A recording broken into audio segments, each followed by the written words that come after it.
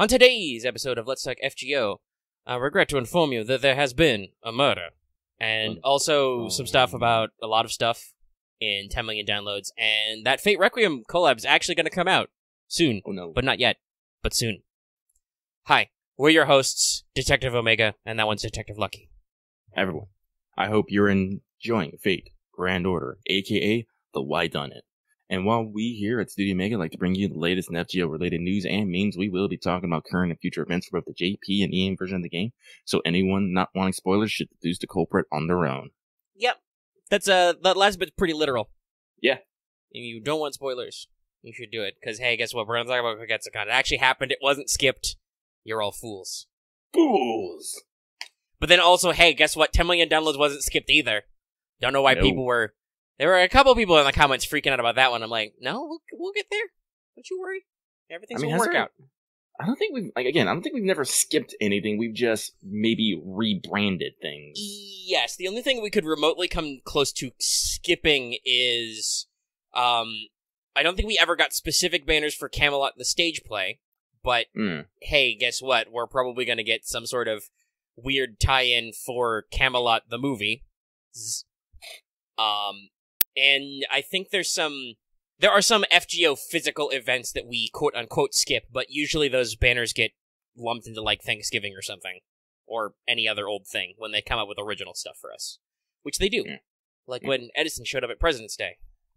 But now that we are over a minute in, it's time for me to say, well, the Extella Link banner isn't skipped yet. We're not past when it happens. It's supposed to be happening sometime in here. But also, yes, we probably will skip that because Extella Link came out 1 million years ago. Sorry, Chad interrupted me. But now is the time to remind everybody that this episode is brought to you by our patrons like Akio Comics, Blacklist OG, Qua, Jeremy Vasquez, Kylie Denton, Nestor Flores, Rogue Robin, Shawnee P, some guy named Bob, Sodasun0424, Cybert23, and ViewGamer75. I ran out of fingers long ago. And, we thank everybody for their support, and if you like us and want to see us do more, consider supporting us on Patreon so you can get access to episodes early, lots of other goodies, and it really helps us out. Thank you. Nice, subtle chunk. Alright, we're starting the show. The show is happening now. It's pretty big, though not as big as it could be. We'll talk about that at the end, I think, maybe. The fact that this episode could have another bit in it, but it's probably not, because it's very long, and it's not done yet. But first, let's check in with everybody's favorite kohai, Mesh. Senpai, 起きてください. That's right, everybody. It's time for Wake the Fuck Up Senpai, a regular segment for pro tips, which doesn't make us unsuitable for advertising. YouTube told me so. Haha. So, here's just a quick one. Spoilers, the 10 million download thing's coming up. We're going to talk about the exact details later. But it has a double success chance and half QP on enhancement, but there's no special deal on dailies. The half AP and other stuff is for other things. So, save those XPs you're definitely farming during Kogetsukan for the event. Trust me, you'll have plenty of storage space for them. But yeah, there's no, looking it over, there's no, like, ooh, special, do-goo dailies. Also, Lucky wants to add a point to this as to something that plagues him awesome. Remember with this event that you only get the rewards by logging in every day. If you lose your streak, you lose all future rewards. Yes. So ensure we that don't you have log any. in every day. We are not yet in a system where you get cumulative logins period rewards. It's sequential. Yes. Now there are many special things in this 10 million downloads, but yeah, there's no special half AP stuff. Let's real quick then just power through Achievemos because it's just me. I protected Yan King's smile and also got him to NP2 on the banner. Not much else. Did 2 10 spins because the first one was really bad. It was pretty minimal. I mean, I did get 2 higher level CEs, like I got a 4 and a 5 star, but not much else, so I was like, okay, well, we're definitely trying again. And then the second one, I got gold sparks into Assassin, and I was like, no. But it was Yan King, who's actually on raid up, because I waited for Bet of Your Jaguar Man Day. And that's all I got, though, so I stopped, because it's not worth it. Maybe when I get boatloads of tickets for the 10 mil, I'll do some more. I don't know. Yep. We'll just power through all our setup and briefly talk about, did you finish your master missions? They're pretty easy. And definitely want you to do dailies or something. Because you should do 30 FP summons. you need to defeat 15 Earth attribute enemies, defeat 15 human attribute enemies, acquire 3 skill gems of any type, acquire 15 EXPs, blazes, and defeat 30 enemies, not servants or bosses. So, I don't know, do dailies, I guess. Pretty simple in this time. You're skipping ahead. You're skipping ahead, Devilish. That's in the news. We're not even in news. We'll get there. We'll do the breakdown. But speaking of which, unless we have any other pre-banter we want to do... Nah, I'm good. We should go ahead and move into news. So, this first one will be pretty short. I did most of the meat of the announcement earlier this week before it happens in a news desk, which exists. And hopefully you watched, maybe. You know. But, yeah, Murder of the Kogetsukan is actually happening from the 19th to the 2nd of June. As for why we did these in a different order, I'm not entirely sure. I think it just worked out that, like, the patterns and stuff, or maybe it was a date-related thing, I don't know. Because there are actual dates mentioned in the event. That is true. So I don't know if they had to, because our schedule is slightly accelerated, they had to scooch up Guda Guda to go before Kogetsukan so they could make the time ring work out. I don't know. I don't know how specific the translation was.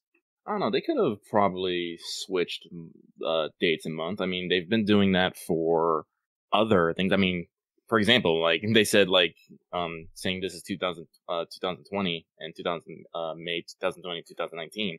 Could have made sense that they just easily enough switched it to whoever other slot they might have been doing it. Yeah, I don't know. I don't know.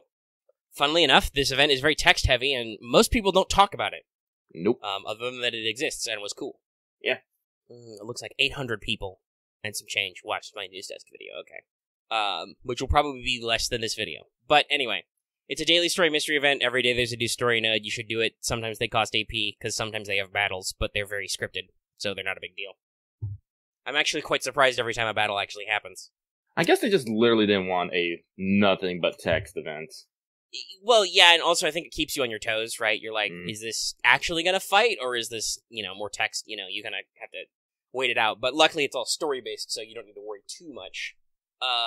It was quite surprising to fight those wolves the other day and just be like, wow, it's incredibly low-powered. It's fun to see how weak everything is. But the next up, basically on 5/23, which should be the day this goes live for the public, you'll be able to cast your vote for the culprit. If a majority of players get it right, we add 10 Saint Quartz to the main quest rewards. So, here's how this is going to work. It's not actually happened yet, and it won't happen for a while. So on episode, we will not say who the culprit is. It's not going to happen. We'll talk about it afterward, but then it'll be too late. If you're interested in kind of discussing with people and figuring out who it is so you can quote-unquote cast your vote correctly, there is a spoiler channel on our Discord. Our Discord is linked in the description and our channel page. You can go there. Please do not discuss spoilers in the comments and stuff. Okay. Omega already knows who the culprit is because he wrote all the pregame and stuff. Honestly, though, that's not really... It's very subtle who it is. Like, the whole mystery point is you don't know who it is, so it doesn't really... To me, it hasn't really mattered knowing the quote-unquote truth. I'm just kind of interested to see how it all fits together and kind of... Even if you know the solution right, you still need to solve the puzzle of how to get there. Yeah. Like, I'm not avoiding spoilers for the fact of I don't want to know who it is I want to see if my own deduction leads me to the actual culprit. Yeah, because I'll say that so far, but we've still got a couple of story bits to go, but so far, I haven't seen anything that directly, like, links anybody to actually being the culprit. It's all just the usual mystery narrative fluff and smokescreen. Well, like there's a few things that like I've seen that can be probably considered red herrings, but yeah, we already had the first clue and then it wasn't a clue. Yeah, or is it a clue? Who knows? Like there's a lot of stuff going on that's very interesting. We'll talk more about the event later after we get some mail out of the way. But yeah, if you want to make sure to lock in your vote so you get it. That said, I assume most people will. Hopefully, most people get it because in Japan, which includes some English-speaking players, obviously, but in Japan, the result was overwhelmingly for the culprit, so I'm hoping it's... I mean, while obviously the large amount of players could have all shared information on the internet, I'm also wondering if just that when you actually get to the end, it is more... it's not so subtle that most people won't pick up on it, Mm-hmm. We'll see. But yeah, we will go ahead and... We'll go ahead and cover that later with stuff. you know, like, I believe you said, Lucky, your intent is to, like, do the quest, open the poll, say who you, like, figure out who you would pick, and then actually look up the answer so we can get the quartz. Yeah. Yeah. Like I said, I just want to see if my brain can actually deduce the clues and stuff, because I'm not a huge mystery novel butt, but I do love a good mystery, if that makes sense. It's one of those things of, like I said, I haven't read, like, the complete work of Sherlock Holmes, but if I saw, Holmes, like, if I had to take a pick between, like, a Sherlock Holmes novel and, like, something else, I'd be like, I'm gonna go read me some Holmes. Otherwise, the rewards for doing all the main quests are 4 silver apples, 4 gold apples, and 10 million QP. That's a lot of QP, yo. Yeah, that'll be a theme a little bit. And also there is a Sherlock banner with rotations for featured servants. We've talked about it before, but basically everybody who is a face in this event, every actor, is a raid-up. This can include some very scary raid-up days, like Sthenos and Fion's. No bunny. No, because she's an event servant. Don't worry, they'll do a Bunyan rerun. Where you can get all your free copies again. That'll be around anniversary time, actually. They'll rerun Statesman. Which, thinking about it, Statesman was a similar, because it was story every day. Okay, so where's was I's? Well, let's get to the big one then. 10 million downloads. So 10 million downloads was announced. It will be occurring from the 27th to the 9th of June. First off, the usual login streak. Login for 7 days total. And then contiguously to get 10 of various things, capping out with 10 summon tickets. That's nice. Nice tickets. There's a social media campaign going on right now, which if it gets a collective 60k total reactions between Facebook and Twitter, we will get 30 Saint Quartz. That's kind of a big deal. Yeah, those are big boy JP numbers. Hopefully we can pull this out and people actually put their money where their mouth is and stop bitching about social media campaigns. I'll admit it's been a while since I heard it, but that was definitely a long-standing bitch was about social media campaigns not giving us enough Saint Quartz. Well, here's your 30. Just make sure to actually get all those reactions, because JP does stuff like, 100k retweets and stuff just on Twitter and the whatnot. They're way more engaged on social media than we are. If you're looking for it, chat, it was posted in Newsdesk in our channel. It's the latest post in Newsdesk is the tweet. So, we've definitely done some ups and downs, with, like, the numbers and stuff, but JP obviously asking for big numbers that they hit has a lot more social media engagement, so hopefully we can actually get all to the point here and stay on point, because it's kind of gone up and down. So, Hunting Quests 4 will appear from the 27th to the 2nd, and I'm going to spoil it because for some reason they hide this, but you may want to know who's in it to know what days you need to focus on, though for other reasons you will probably want to do all the days, but we'll talk about that later. So first up it will be Skeletons, then Lamia, then Hydra Wyverns, then Chimera Samurai, then Dragon Basilisk, then Automata. So that's Bones, Snake Gems, Fangs and Hydra Vodka, Talons and Magatama, and then Dragon Scales and Stingers and Gears. Yeah, people were had thoughts and feelings. As they usually do. Actually, yeah, I'm looking at it right now. So on Twitter alone, we've got about 24k, or, so pretty decent chunk, not counting whatever's on Facebook, which I haven't looked at. But I'm sure we've got like 5 days before this finishes. I'm sure it can be done, which is good. 30 Saint Quartz, yay! Yay, that's a roll. For not this banner. We'll talk about the banner in a second. Also, so we talked about enhancements. There will be double suck chance on Great and Super Suck. There will be half QP cost for Servant and CE enhancement, and double FP during this time. There are extra items in the MP shop, basically all the monthlies. There'll be a double up, so you can buy 5 extra tickets, extra foes, extra EXPs, which I will also love. Which is good because this takes place also around the turn of a month, so you get to, double dip there. Yeah. Another big one. An additional 50 slots will be purchasable for both second archives, so the total you should be able to go to is 300 servant slots and 300 CE slots. Big deal, expand that storage. Never burn anything again. Why are you burning things? You've got so much storage space. Oh my god. Another thing they've announced, which I don't know if was in the original Japanese, but we've got 10 million DL special master missions. Basically, you'll want to do all the hunting quests. It'll be like complete one question mark. So it's the complete like one skeleton, one Lamia, etc. quest. Okay. Then it's got separate ones for like do all levels of the quest, complete like 1 hunting quest period, complete 4, etc.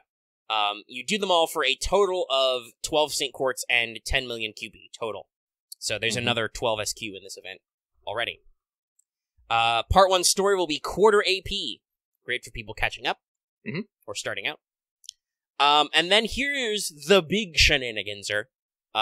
Just because they love doing it, we've got a bucket full of early animation updates. Yes. So, Melt's getting her animation update. That's just her sprite, not her Noble Phantasm, but still. We're getting the animation updates for Iskandar, for Ilya, for Berserker Lancelot, for Tomacat, for Alexander, and for Lubu. There's still a couple missing that might come out later for, like, some other stuff, but Iskandar and Zerkalot, I believe, are both for the Fate Zero rerun. Tomacat would be New Year's this year. Ilya, I think, wouldn't get until they do the Prisma rerun next year. I'm gonna assume Melt would also be CCC rerun next year. And I don't actually know what Lubu was for. That was either Anniversary or for, No, that was for Anniversary, because didn't they pull out Ching Dawn, too, at the same time? Well, that wouldn't be this Anniversary. I think... next Anniversary. I don't know if it was next, but yeah. It might have also been for Lost Belt 3, because that's China. I don't know. But there's a lot of them. They're dropping. That's cool. Can't wait for my 3-turn farming to get even spicier. But yeah, that's neat. Early updates. Hopefully they leave updates for stuff that's actually appropriate, but hey, whatever. It's cool. Maybe it's because they plan on just bringing more stuff in quicker and faster and harder. And stronger? Okay, I don't know how I completely feel about this one, Omega, so look at this thumbnail. Patrons, you can look at it too. What you think? That tells a story. I think I like that one. Let's go with that one. Okay. I'll put 10 million under it. And then there's the summon banner for the 10 million downloads, which features Summer Part 1 servants and CEs. So Tamalancer, Summon Animary, Summer Mordred, and Summer Kyo, and all their CEs. So this is a banner I want to avoid like the plague. No, I'll probably spend maybe the bonus monthly tickets for the event on Mordred's solo raid up day. But other than that, I'm not going. I'm good. I don't need any further NP levels to my Tamalancer. Thank you very much. And I do need an AoE alter ego, so Gouda Gouda 3 is right around the corner. And if anything's left over, I'll roll for Sigurd and Valkyrie. But also, I gotta get that sweet, sweet Deuce CE. The real Gouda Gouda winner. People are like, roll for Okitan, roll for Izo. I'm like, but that Medusa CE, though. I believe this year's still a banner. Next year, I think it's a shop CE, so that's cool. But yeah, so that's the big one for 10 million downloads. That's cool. It's happening just like I thought it would. So that should... assuming they're going to do what I think they're going to do, that should leave the time for after this ends, or at least after, I'm pretty sure after Hunting Quests ends, that Gouda Gouda Part 3, Imperial Capital, can start. That should run for 2 weeks, and that leaves them just enough time for, because that'll be, what, like the 3rd? So that gives them enough time to start the Lost Belt 2 pre-game and stuff to have Anniversary after it ends on the 4th. Oh my. Guess what, guys? We're probably not getting the summer rerun in June because it can't. They cannot. It's not physically possible. Summer is very long. Yeah, I'm guessing it'll probably start like the 3rd or 4th or something after the hunting quests end. And then that'll be 2 weeks. And then they gotta do a... Yeah. Honestly, that makes sense because, one, that's more summary, but also because of our Anniversary placement, story stuff needs to happen sooner, so it works out for us. Because like I said, I've said this before, they literally can't. Like, not only can they not do GSSR stuff, but also Scotty. That just literally doesn't work because we are actually sensitive about spoilers and stuff. So it just would not work. At least because it's not set up that way. If she had like a trial quest or something, like with Musashi, or if they did another event where Ishtar kind of like tagged along, maybe they could swing it. Though with Ishtar summoning before Babylonia actually came out, they did it almost as a joke, like, what do you mean you don't remember who I am? Yeah. Like, they turned it into a thing, but that's not written into the story already, so, yeah, it's gotta happen. And so, obviously, they will probably do Lost Belt 2 next month, which is cool. I'm super excited about that. Because after that, it's gonna be quite a bit of a wait. It shouldn't be until, like, I think November before Lost Belt 3, and then we gotta wait a while for 4. Jesus. And then even longer after 4 to 5. Because 4 is, like, the big thing pre-anniversary next year. And then 5 doesn't come out until December after Christmas. Like, it's a long gap, but they're very big stories. Like, the 2 parts of 5 are very, very long is the thing. But still, cool stuff. Speaking of JP stuff, let's go ahead and talk about that. So, it's not the Fate Requiem collab yet, but it is the Fate Requiem collab pre-release campaign, going from the 17th to the 1st of June. Log in for 7 days to get 7 gold apples. There is a My Room background change, which shows one of the weird Requiem future cities. I just realized I started rocking back and forth on my chair. That's probably not good for the audio space. Let me stop that. They get half AP XP dailies until the 31st. Presumably so you can level some bonus servants, because bonus servants gets double suck on FP, and their rank ups and interludes get half AP. And they have announced, Lucky, the list of Fate Requiem event bonus servants. Okay.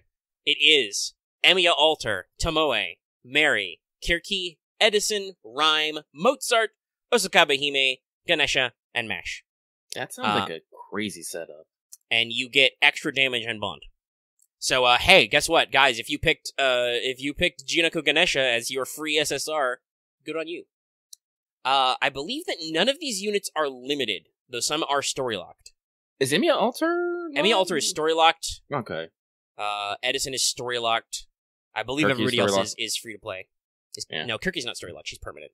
Oh, she is? Okay. Yeah, it's Shiba who's story locked. Kirky's that's permanent. right. And we do have some low rarities. We've got Mozart on there.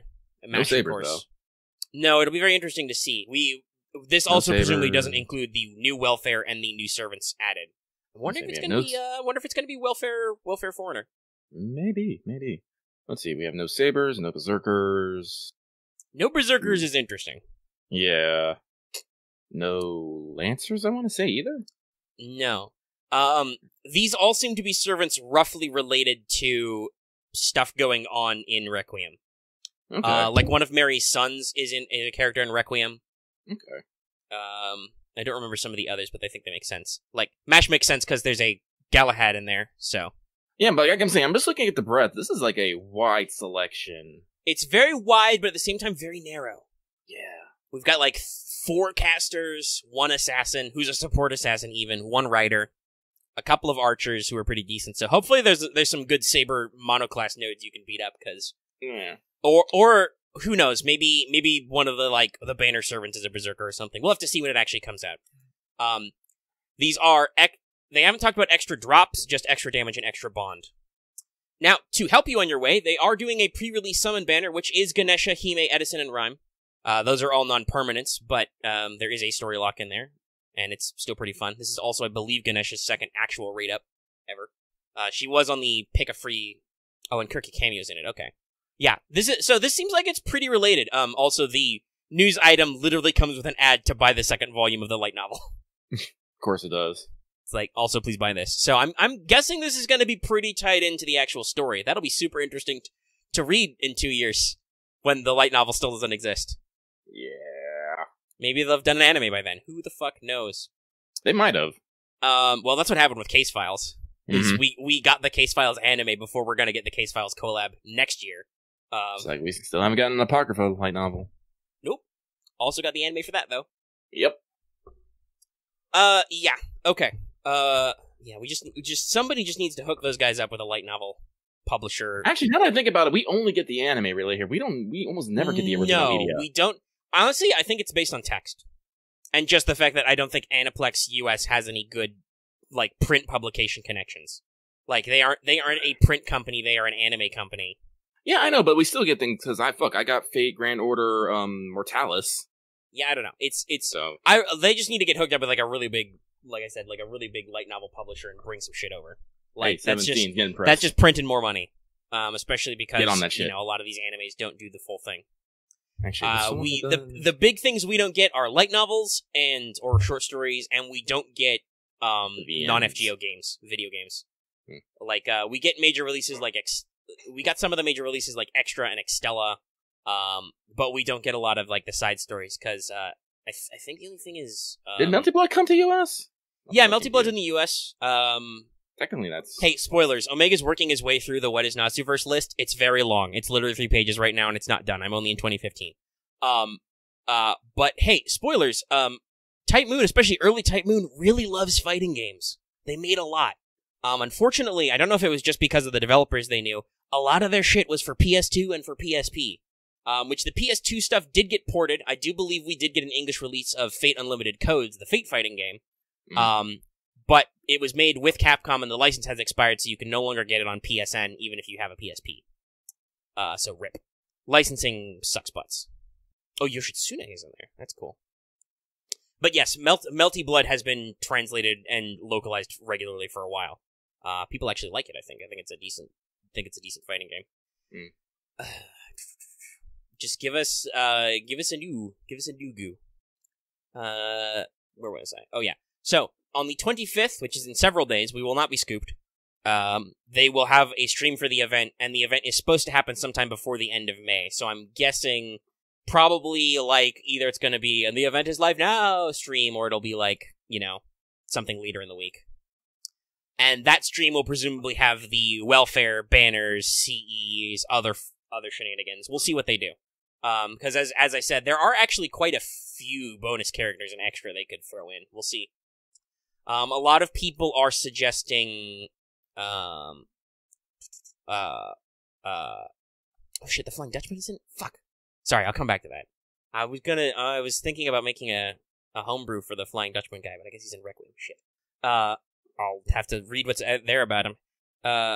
That's definitely a fluff topic, but I'll talk more about the homebrew thing later, because that episode is out today, as of the time this is recording, and by the time it's gone live, it's already happened. You should go back and listen to it. But, yeah, we'll do the stream and we'll see more about details. There are quite a few, though, that are in Requiem and related to it, so I got a lot of interesting stuff that'll be there. I believe a lot of people are saying, are theorizing that Longinus might appear. Yeah. Because he is a servant in Requiem, and there were several enemy designs used in Olympus which resemble his design in Requiem. So it could be the classic, like, oh, we previewed a unit by showing you kind of a generic sprite version, and we made a similar design. We'll see. I remember Ganesha statue. Yeah, that was in a Hunting Quest, too. Mm-hmm. Not this one, obviously, but later. That was the Hunting Quest that happened to fill the gap before the thing. Mm-hmm. All right, Lucky, I've been talking a lot for about 30 minutes. Now it's time for you to talk and read some stuff. It's time for me to talk and stuff as I whip out the Let's Talk FGO mailbag. Okay, so like I said it would last Monday, I basically put the alert out on our community tab, basically opening it up for all you lovely people to send in your mail, your comments, and all that crazy stuff. And like I said, I'm gonna read some out. Now, I do want to say that not everyone's will be read for one reason or another. Reasons being that it's entirely too long, nonsensical, or it might cover something that we have covered or will cover in the episode. But don't let that deter you from sending things in. Instead, everything has a shot. But let's get straight to it. So, first one here. This one is from Siderean, trapped in Kiyohimi's chambers, but is okay with it. Thank you very much, and I hope you're okay. But, they say, Dear Omega and Lucky, love the show and been a fan for a while. So I was wondering, let's say if Dragon Mom had a summer out before her actual form as a summon, what class would she be, and how hard would you pull for her?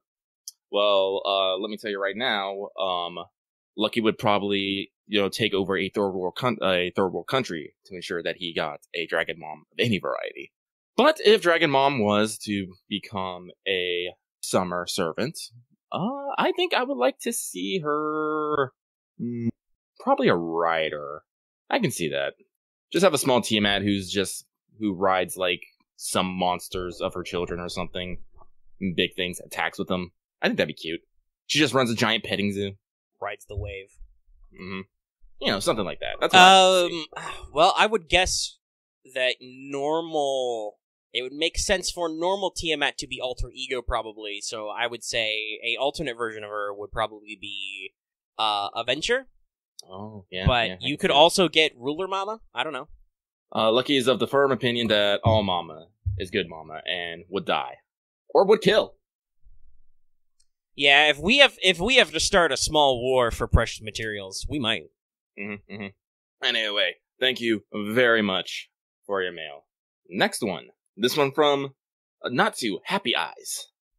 Hey, Omega and Lucky, love your show and tune in every week. I really like to come on more often to live streams, but I live in Germany, and the time difference is a bit difficult to handle. I'm sorry for that. Time and space! Everyone give me a shake fist emote. Did you ever roll for a servant you wanted and got him or her, and after you were good at rolling for this character? Keep up the great work. Well, not too happy eyes. I would have to say no. I've never regretted getting the servant. I've regretted sometimes how much money I've spent looking at my bank account, but I'm not upset at the servant ever. I'm upset at, Lucky, why can't you control yourself? You have bills to pay! Stop, man! Only two things are certain in life, death and taxes. But unfortunately, Lucky is a person who follows the dick in his heart and lives wild and free. Yeah, so for me, I'm trying to think back, and honestly, no. I actually like most characters I aim to roll for and have decent opinions of them. Omega is not really a person who is like most people who we see with this kind of thing where they're like, man, I 100% do not want Servant X. There are servants I don't like, but usually I can avoid rolling on their banners, so I don't think I've ever gone out of my way to roll for somebody and regretted it. I have occasionally, I've expressed before, I feel like I too also personally probably spent too much money for nothing on Musashi, but I didn't actually roll Musashi, so I'm just left with an empty feeling in my heart. There's never been a situation I can think of where I regretted rolling for a character that I got. Because Omega's mostly free to play. I am a very small dolphin of some size, or possibly a large dolphin. I don't know how that works. So I'm big into saving for people I actually care about. I have honestly maybe regretted not rolling more, I think. Just circumstances where I wish I had unlimited money so I could buy, giant 80 packs to roll for more servants. Also, remember, Mega, the largest species of dolphin is an orca. Is an orca technically a dolphin? Or are they... Yeah. They're all the same category, I guess. They're all cetaceans. Yeah. They have the term killer whale, but no, they're dolphins. Animal facts. What is this, Killing Bites? Yeah, sure, why not? We got the same. We got the VA. What Killing Bites is? Oh, that's a deep way back. All right. So not so happy eyes. Thank you very much for your letter. We go on to the next one. This one is from FGO_DGen.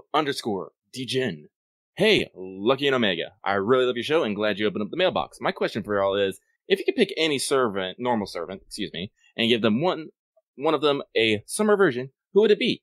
Personally, I'd probably ask for a Russian doll. Thank you for all the knowledge and FGO content that doesn't give me salt like rolls. You want to go first? Oh, yeah. I 100% know. Mm-hmm. It's simple. I'm pretty sure Summer Rush is going to happen, so my guarantee would be Summer Medusa. Just do it. Yep. Do it already. Yep. She's had a canonical swimsuit design for years. Takeuchi, you lazy monster. Give Medusa more love. Lucky. This is one of the few one of these hypothetical questions that Omega can answer very easily. Yeah, no, that's why I gave it to you immediately, because unfortunately Lucky is a filthy polygamist, and he loves too many women too often, and I am getting a phone call. Pause the recording real quick. He's calling you. We're unpaused. We're back from the time warp. I apologize. Lucky's parents called, as they like to do when I'm recording, somehow, magically. They always do this. If this was a stream, I just would have talked on stream, and y'all could have heard me talk to my mom. But, this is it. Anyway, we're on the question that FGO_DGen was asking about if I could pick any normal servant and give them a summer version, which would it be? Omega said Medusa, predictably. Lucky is a filthy polygamist and has too many, but definitely at the top of his list would probably be Kiara. And I said my top three would probably be Kiara, Atalante, and Boudica. So one of those three. Lucky doesn't play by the rules. He picks multiples. Honestly, I would say, following the same rule that I said, where I'm pretty sure Summer Rush is going to happen. I'm pretty sure Summer Kiara is going to happen because of that stuff in the Summer BBs. But Atalante or Boudica sounds really fun. So, to tangent wildly for half a second, this reminds me of a conversation I've been having a lot with the boys, the lads, about children's card games and just what old-ass 20-year-old Yu-Gi-Oh! Cards get, retrains or new super cool versions, right? That's a thing they do a lot, is they re-release old monsters, but with different effects or in different versions. I'm just thinking, who in FGO needs a retrain? Boudica could use something. She's got noble phantasms and abilities that aren't represented, and a lot of people think she'd be cooler as an Avenger. And honestly, knowing Type Moon, they could make Summer Avenger Boudica very, very funny. Yeah, they could. I personally say that what they should do is they should make her chariot a giant Ferris wheel that she just crushes people with, just because that would be funny. Makes me think of my favorite Cards Against Humanity combination. And there's a lot of those fun things, but there's a lot of things. No, I'll come back to that topic later in free talk. Let us continue with the mailbag. If Summer 5 is an amusement park, that'd be great. Anyways, that could be cool. Let's see I think we're on kind of a real world places theme, so I wonder what we'll see. Yeah, because we had Oniland. Literally, the team went to Hawaii for this upcoming summer. That'll be fun. And then literally Natsu took a research trip to Vegas for Summer 4. So I'm very interested to see what results of Summer 5. Did he go to Disneyland? Is it going to be Chaldea Park? They could bring that back. That could be fun. Anyway, sorry, we've tangented again. We have much mail to get through. All right, so FGO_Degen, thank you very much for your mail. Next one here comes from Incopta. I like how that says Incopta. Incopta says, really enjoy your content that the both of you guys do, so keep up the great work. My question is to both is you can choose one limited server from each class and move it to the main gacha, or story gacha. Which servers would you choose? Best of luck to both of you in this gacha hill. Now, I'm not going to list every single one, because that's a lot of No, I was about to say, I've misread this. I thought it was just one servant, period. I'm like, ooh, each class. No, that's way too big. And also, some extra classes are, like, 90% limited. Yeah. That would be awkward. Do you have some answers right off the top of your head? No. Because I misread this, too. I was like, wait a minute. Yeah, my immediate thought when this happened was Musashi. Because she's actually kind of a big deal in story. Like, I get kind of why she's limited, but I feel like that she should just be permanent in some form. That would be cool. Actually, I think I know who I would. Da Vinci. I would want Da Vinci. That's a good one. That's another good one. Yeah. Honestly, all the limited story guys, like Da Vinci, Sherlock, Musashi, those types, those would be cool to actually be able to do permanent, and it's kind of sad that we can't because of like legal shenanigans. Like Kiara Melt, yes, like I love them dearly, but I also kind of enjoy the fact that they're rare, you know? They don't show up everywhere and everything. Yeah, they're special. They're special. But I definitely would like Da Vinci, who has been a solid rock of sass for many years, to be at my Chaldea, and I would like a better chance to get her. So, Incopter, thank you very much for your mail. Moving on. So, this one comes from Whale Level Beluga, and they ask, what servant would you guys like to see in FGO? Like, brand new and all not already existing in Fate lore story. Lucky has an immediate answer for this, because this character is, Lucky's childhood hero. I would pick John Henry. Omega actually statted up, John Henry in his Fatal Limited things, and if I was to play in his game, I'd probably pick John Henry as my servant, Bazooka. Let's see. What's the best way to describe John Henry? For those There's a traditional folk song about him. Yeah. Oh, this is the best way. Just from the Wikipedia, John Henry is an African-American folk hero. He is said to work as a steel-driving man. A man tasked with hammering a steel drill into rock to make holes for explosives to blast the rock in construction of a railway tunnel. His famous legend is that he literally hammered a tunnel through a mountain, beating a new fancy, was it steam powered? Or it's just some sort of... it was a steam engine of some sort. A steam engine machine. At the end, he, laid down his hammer and died. And for me, that was always just kind of that incredible kind of story of just, wow. This one man just beat a machine with nothing but force and power. So I was like, whoa. So if I had to say I want one servant, I would like to see a berserker, John Henry. Probably steampunk. Give him some things. Him and Babbage would probably be at odds. I would love that. What about you, Omega? Omega cannot answer this question in a timely manner. He would need probably an entire episode. Because I do this a lot, actually, guys. We'll talk more about the Fate homebrew later, but I have literally designed several OC characters, which I really like, and that's, I don't know. It's a big, long list that I would need a lot more time in. I'm surprised you didn't go for me to go for Arsene. I mean, Arsene's fun, but that's not, that's not a requirement. That's the thing. I have loads and loads like that of like, man, there's some really good characters who are either related to other characters or who just are interesting. Though Arsene is technically related because of Herlock Sholmes, which would be very funny. But yeah, no, like I said, I would need a whole show, which we don't do anymore because nobody watched it, to break down this kind of stuff. It's just, yeah, it's crazy. It's a very popular topic. All right, let's stretch it.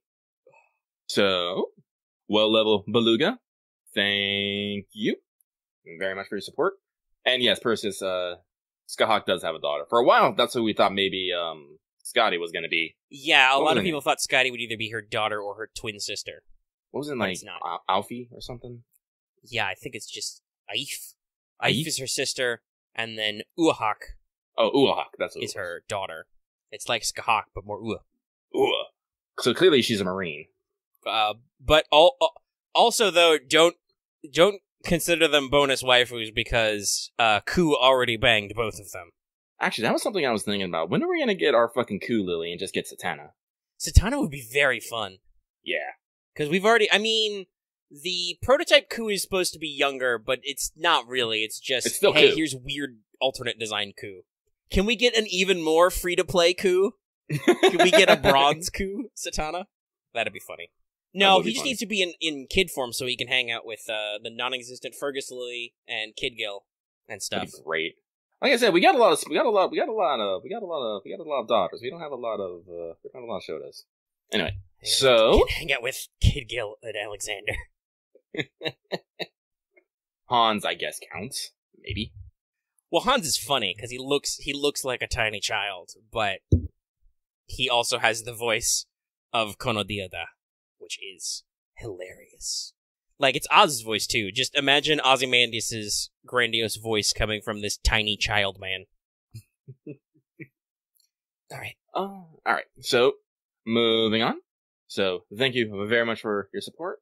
Our next one comes from Ayasa, and they say, "Hey, Lucky Omega, I was wondering if you could answer this burning question. Do you guys think that I could be a virtual YouTuber? Please be honest." Honestly, yes. Yes, I do. If you have the means, motive, and opportunity, you can do whatever your mind sets its mind to. If just one person believes in you. Guess what? Lucky believes in you. Okay, that's a sick feeder I'm going to retweet. I just said, Lucky will give you a piece of advice. Don't bite off more than you can chew. Do your research. Take your time. One step at a time, and you will get there. I look forward to seeing your success later in life. So, Lucky, when do we pull back the curtain and reveal we were secretly VTubers this entire time? Probably when I'm making more money. And I could do this full time. But if we were VTubers, would we make more money?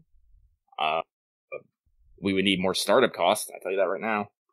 You have to buy software, we would need cameras for mocap. We probably need dedicated filming spaces, or at least things so we can simulate green screen environments. Like I said, I'm not entirely sure like how the VTuber is, but there's a bit of a setup to a studio for it. Though that sort of like real-time editing and stuff is getting better all the time. Like I said, now trust me, Lucky would love to be a VTuber. Either be the Rabbit of Tyranny or the fucking pervert orc who plays just bunch of games and just gets his horny on main at heroines and whatnot. But does the Rabbit of Tyranny have a cute female sidekick, Rabbit of Tyranny girl? I don't know. But we'll expand the lore later. Maybe if Tyranny Rabbit came across a strange talking magical stick that offered shady advice. What? It would turn into Magical Girl, Tyranny Rabbit. Oh god. We'll develop the lore later. No one is ready for Maho Shoujo Lucky. No one. Okay. So Ayase, again, go for it. And let us know how things go. Thank you very much for your mail. Next! This one comes from Schrodinger, who asked, a question for you both. What are your favorite non-mobile video games, and why? Non-mobile video games. I play a lot of video games, man. Yeah. Favorites are hard for me. I mean, I can easily tell you my favorite franchises. Yeah, franchises are better. Big fan of Metal Gear Solid. Loved all those games. Mm-hmm. I've currently crossed the 100-hour mark in Persona 5 Royal, so I think it's safe to say that I really like those games. Excuse me. I'm gross. I don't know. So there's a lot of good ones. So, Lucky's top 2 favorite franchises are Metal Gear Solid and Legend of Zelda. I've always loved Legend of Zelda as a kid. The first Legend of Zelda came out actually one day before I was born, so my personal joke is that game came out and I'm like, the time is now. Yep. But, let's see here. Other than that, like I said, yeah. Yeah, I think of those 2 games, if something was just to come out, I'm just gonna be like, I'm there. Yeah, I like Legend of Zelda. I don't know if I'd call it my favorite per se, because I skipped a lot of them. Mm-hmm. But it was definitely a big deal to me. Pokemon's another one that, even though I haven't played all the entries, that's a very iconic franchise for me. The big Pokemons. So yeah, I think that's a pretty decent slice for me. Persona, Metal Gear Solid, and Pokemon. Like individually, there are a lot of specific Final Fantasy games I've liked, but I don't know if I would say that that's like one of my favoriteest franchises. More, I just specifically like some of those games. Kingdom Hearts is a big deal to me too, but also that's a loaded one because that one took a long time to come out, and the first one really lodged itself in my childhood with a giant key. 1 was good, but 2 was the one that always unlocked my heart. Well, yeah, I think it's kind of the nostalgia like parabola, because you play the first one and you're like, man, this game's really good, and then the second one actually comes out like a couple years later, and you're like, man, holy shit, this is really good, and then it just kind of wiggles around on 3DS and PSP for several years, and then 3 came out, which I actually enjoyed 3, but that's because I did the thing where I bought the story so far and literally replayed all the games that it would let me replay before it, which was just put me in a massive nostalgia roller coaster, right? Yeah. So I don't even know if I want to say that's one of my favorite, but that is another very iconic game series for me, is Kingdom Hearts. I think that's more how I feel about it. Like, I have games that really stuck with me. Like, I really like the first VC, but I don't know if it's my favoritist. That certainly helped me develop some ideas, though. But we could be here for a while if we wanted to get in. That's like a what's up topic. Yeah, no, it's not. Okay, so I am pushing Omega to the side here. As we move on to our next letter, we still got a few more to get through. This one is from a certain bastard. And they say, Dear Lucky Omega, what's up, guys? How you doing? I'm doing great, thanks for asking. I've had this question on my mind for a while, but how would you guys handle one of your favorite hobbies ending? Say FGO stops or something like the Undertaker Streak's ending. The Undertaker Streak is still going? Holy shit, man. Let's see here. Well, first, there'd be, Lucky would probably go through all the stages of grief. I'd be upset, and then I'd cry a lot. I'd be a little catatonic, and then I would get up, brush off my pants, and I'd go find a new hobby. Yeah, I think hobby might be the wrong word here, but, because, like, I don't think any of my hobbies are ever going to end. I don't think, like, unless something apocalyptic happens, video games will stop. Yeah. Or I'll stop being able to roll dice, move monsters. But yeah, I've definitely been a fan of stuff that has ended, whether it's like anime, TV, whatever. You have to get to the conclusion, and either you accept it and move on, or just, you can choose not to accept it, and then what people usually do is they do their own spins on it. But yeah, that's something not everything can say, that it's complete, and when stuff is complete, you can just go like, all right, it's done. Like, if it ends prematurely, like if we joke about if when Nasu takes his flaming chainsaw cruise missile to the FGO servers when part 2 ends, that can be, like, a sudden ending can be sad, just like a sudden parting, but it's, listen, we're never truly gone. Those things you like are still alive in your heart, and just so long as you remember them fondly, or you can go back and look at them, that's fine. This is Mono no Aware, which is the basically that Japanese mindset of enjoy things in the moment that you have them, for that's all you will have when they're gone. Everything is ephemeral. Mm-hmm. It's a great concept. But yeah, it is a great concept. I love a lot of Japanese philosophical concepts. Very spiritual. All right, so thank you very much for email. Now, it's a very dangerous article. I'm going to retweet. Just me like on Twitter. So next up, we have signed your friend, the Fate RPG Medics and Duke of Card Games card, who asks, Dear Lucky and Omega, have there been any servants, events, or story chapter that you've been hyped up for only to be underwhelmed/disappointed? Honestly, I think the best way I can say that, it was like, I know this might sound like a cop-out answer, but Septum. For most part, I love FGO events. I don't think there's ever really been one story-wise that I've disliked.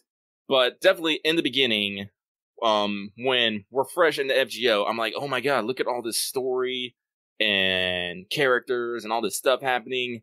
You do Fuki, you do Orleans, you're going into Septum, you're just like, this just kind of ground to a halt here. What happened? But yeah, that's it, because as I said, Lucky's never been disappointed by a servant, really. I've never been disappointed by an event. And as I said, the only story chapter that's really kind of harshed my buzz was Septum. Yeah, I think in general, honestly, we are usually pleasantly surprised at things that the internet hated in GP are actually, while still not great, are usually not as bad as people said they were. Like, I'm thinking of both Agartha. Actually, wait, no. I think I can say that Salem disappointed me, because nobody talked about it, so I thought Salem would be cool, but then Salem was not cool. I think that's the big one for me. That, and I think the part 2 of Summer 1, because the part 1 of Summer 1 was very good, and then the part 2 was like, wow, speaking of grinding to a halt. Like, I know you said Septum, like, I don't know if I was really hyped for Septum. Like, I guess there was a roller coaster. It's hard for me to think what was I thinking and feeling like 2 years ago now, almost 3. But I don't think Septum quote unquote disappointed me. I think what disappointed me more that I was like, oh shit, we're not getting the new story right away. I know there's like 50 more chapters of this, but yeah, no, definitely. I think the only thing I was disappointed by was maybe Summer Part 2, and then I think technically I could say that I was disappointed by Salem. Just because, like I said, that one, like, everybody was like, man, Agartha's real bad. And then other people were like, Shinjuku and Shimosa are cool. Maybe not for everybody, but they're cool. And then Salem was just like, Abigail happens! And I'm like, okay, that's like 1% of this story, though. And quite frankly, I'm a little nettled by the remaining 99%. But I honestly shouldn't be surprised. Wanted Abigail is still our biggest wanted video. I should amend, Summer Part 2 was also a disappointment. Yeah, that was definitely I kind of blocked that from my memory, okay? Yeah, no, that's fair. But when I was thinking about this, I'm like, no, I think that was definitely one I could say I was disappointed by. Because you're riding high on the first part, and then you're like, man, these fucking boar piglets, they suck. Yeah, I don't think servants have ever disappointed me, because I don't feel any reason to be disappointed, because I love all servants I get, and neither of us are super obsessed with the meta, so those people who yell into their internet megaphones about how servants are bad, we don't care. Like, I'm gonna be, like, if I roll Mao Nobu, I'm gonna be like, yeah, cool. Same if I roll Okucha Altar, I'm not gonna be like, but no, my optimization! It's so slow! No, I don't, no. I'm not usually disappointed by servants. Alright, so, next one. This one from Toronto King. Dear Lucky Omega, besides the Summer Servants, who are you looking forward most to this year? Easy. Scotty. For reasons. Consort you. That's it. That's what Omega's got. He's fine. Moving on. Thank you. Oh, also thank you, Card. I forgot to thank you. Many thanks must be given. Okay, so this next one is from a very overworked boss hunter. Dear Lucky and Omega, sorry, a bit of a loaded question, but how do you feel about having SSRs that share the same role? Do you try and avoid or not care if two units are really going to change the same role? In the case that you have one and get the other by accident, ignore one and focus on the other. For the sake of clarity, let's consider roles as stuff as AoE Saber and ST Lancer as a role, rather than get down to stuff like DPS support and all that stuff. P.S. I understand that every unit is unique in some way and deserves some attention, but let's be honest, we all have our preferences and ways we handle things that conflict with them. And the way you handle it is with these questions. Smiley face. Ooh, hopefully, the internet could not hear me sitting back and giggling. As you did a Patreon read right there, buddy. Yeah, no. Like, just because I don't read fast doesn't mean I can't read fast. Okay, so to your actual question, Boss Hunter. Since Lucky read all that, I'll give him a chance to catch his breath. Honestly, I don't really avoid it, because you've got 6 slots in your team anyway. And depending on the quest, you might go double support damage. You might go AoE boss killer support. You might go, double AoE ST, all that stuff, right? It all depends on what you're doing. And so there's no universal answer to every quest or every problem. Mm-hmm. That's a good game design point, just when you do that. So I generally don't care. I'm mostly after servants for the servants, right? Mm-hmm. Like, I'm going to roll Odysseus, or roll for Odysseus. I don't want to, call my shot, but I'm going to roll for Odysseus because Omega really likes the Odyssey. And he's cool. He's a cool guy. Do I need another AoE high-level writer? Probably not, no. I think I have, NP4 Mary. I've got Drake now. But I like Odysseus, so I won't be too concerned, because depending on the, you never know with bonus servants or other shenanigans, like certain boss strengths or weaknesses. You'll never know when, having somebody who's, say, Arts AoE over Buster AoE will come in handy. Looking at you, Onigashima. Where, some of those boss resistances really fucked you over. Mm-hmm. So, yeah, me personally, I don't mind spreading out a little bit just to get some stuff. I know some people are pretty on point, and, when I'm thinking about, say, GSSRs and stuff, I will definitely be well, I don't really need another AoE saber, but I'll risk it to get a single target saber, or a limited saber, So that's kind of the thoughts that go through my head. Yeah. Lucky, as I said, Lucky cares very little about meta, therefore he cares little about roles. It's usually, Well, here's the thing, Lucky. You probably have lots of servants for every role, they're just level 1. Yeah. And when I find out that they're going to be needed, I kill myself leveling them. Or don't, and I still manage somehow. That's Lucky's outlook. Either way, he'll manage somehow. Either he'll have many, or he'll have none, and he just has to work his way around it. And so I don't get upset at my very lovely 2D pinches. I usually get more upset that I am not putting more effort into raising them. No, you saw that somebody temporarily, I think it's fixed because she got 2 buffs, but temporarily Tomo Cat was very lowly rated on the meta tier list. That was before the Great Scottening and the revival of Quick, and then Tomo Cat got 2 buffs. Now I think she's actually considered a pretty top tier farmer by the quote unquote meta. But you took that as a personal affront and were like, well, now we're going all in on Tomo Cat. I did. And hey, you're going to be rewarded. You're going to get early Tomo Cat animations, Lucky. She's going to throw fireballs and stuff. Thank you. Thank you, the Lightworks. This one was for me. I know it. You don't have to hide it. Oh yeah. Are you guys ready for fucking level 100 Tomcat? Fuck. So, thank you very much. Very, very much. Next one! This one from the one dude who exists. They say, Dear Lucky and Omega, if you could choose one setting for the next story in Fate Grand Order, where would you choose and why? So, I have a couple places, but as I said, but how the fucking, Lost Belts work, we might be going there anyway, because there's a couple events because, as I said, if you understand FGO and FGO timelines, there's some crazy-ass fucking events that happen. One event that I want to see, or at least partake in, I want to witness the attack of the White Titan. Go back all the fucking way. Caveman times would be interesting. That could be a fun one. So maybe not full on caveman saber. Actually, it could probably be something like a Garden of Eden kind of thing. Well, they could do that. There is Mitochondrial Eve. That's a fun so one. if it's there's Garden of Eden, Attack of the White Titan, shoot, maybe that's why Eden actually fell or some shit. That sounds Nasu as fuck. There's some cool stuff there. So yes, because as I said, the White Titan has some setup, diverging from the Age of Gods and all that crazy stuff. So again, I would pick probably a location that would give me deepest fucking lore. Let's see. I got a couple different times and places that might be interesting. I still want just I know it would be weird, Nazu probably doesn't want to do it, but I'd love to just see a core Fate Stay Night collab. I'd just like to see us interact with the actual Fate Stay Night timeline and fuck it up as much as we did in Zero. Just because I love the Zero collab so much. It's really well written. It is. By the original author even. With slight bullying by Nasu. Another thing I just think I'd like to see is I'd love to see, especially since this event, we're going to talk more about Kogetsukan later, but since this event talks about crime families and stuff, I'd love to see just Roaring 20s. Give me some Roaring 20s Nasuverse. Ooh. I don't know where it would be set, but just give me some Chicago mobster or some New York stuff. Yeah. You get a little tiny bit of the aesthetics and like the ready for some Al Capone? You ready for some Elliot Ness? Shinjuku, but like, and that's a time period where some of the characters who are in FGO are alive, so that could be really interesting. So yeah, those are my two big immediate thoughts of what I think would be cool. All right, thank you very much, and this is going to be our last one. Unfortunately, this person did not write a pen name, so we do not know who they are.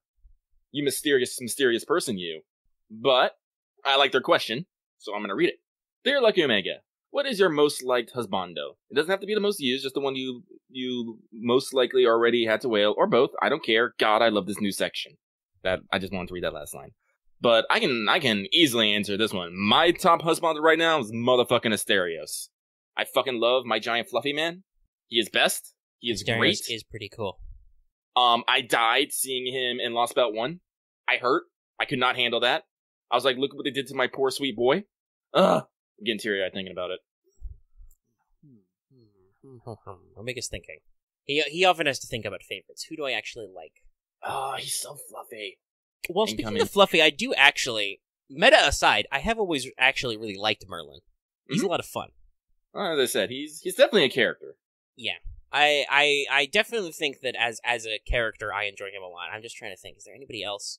Like, I don't know, I think the dude character that most immediately in my mind I would most like to hang out with is probably Kentoki, who I very likely did actually pull during the great Golden. Setsuban kerfuffle. Post me some golden in chat, please. Golden. So, yeah, he's pretty cool, I think. I'd love to just hang out with him. There it is. There's the 1-2 combo. Golden, yeah. Golden, ooh. You accidentally posted golden gacha games, by the way. Oh, well, I'm dumb. This is why Omega usually mutes channels people are talking in when we record, so I don't get distracted and accidentally do that. Yeah, that's my gut check thoughts. Mm-hmm. Yes, but thank you very much for that. And thank you, everybody who submitted mail. I know we didn't get to everybody. As I said, there are, maybe I'll be a little bit more clear on criteria next time. It's a work in progress. I'll also make sure to maybe put a reminder in the middle of the week and stuff.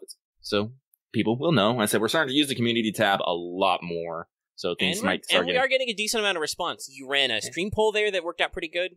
Mm-hmm. Actually got a lot of engagement. I think it was ended at 84 votes. That's pretty good. That's way more than we get on Twitter polls. Mm-hmm. Which is sad because Twitter is, a thing, and hopefully you guys have Twitters so you can engage in this social media campaign so we can all get 30 Saint Courts, you lazy bums. I'm kidding. Mm. You don't have to have social media if you don't want to. Omega still doesn't have a Facebook, and hopefully never will. I don't need that in my life anymore.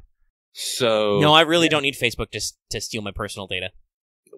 So again, when Monday comes around, Lucky will post up the one for next week, and we will do the same thing again. I hope to hear from all of you soon. Thank you very much.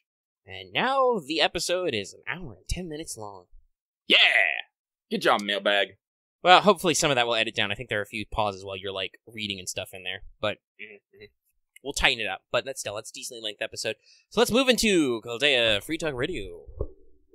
The smoothest waves that are, I guess, now out of the back of the shadow border.